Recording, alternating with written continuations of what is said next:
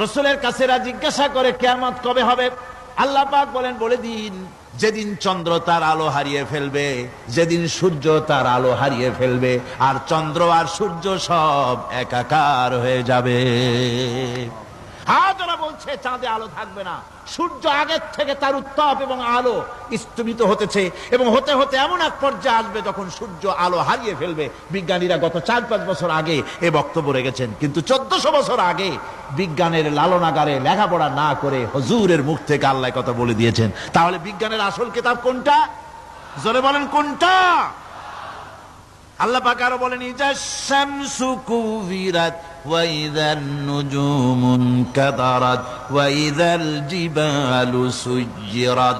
তারকাগুলি, সূর্যের আলো থাকবে না, নক্ষত্রগুলো স্থানচ্যুত হয়ে যাবে, কক্ষচ্যুত হয়ে যাবে, পাহাড়গুলিকে পরিচালিত করে দেওয়া হবে।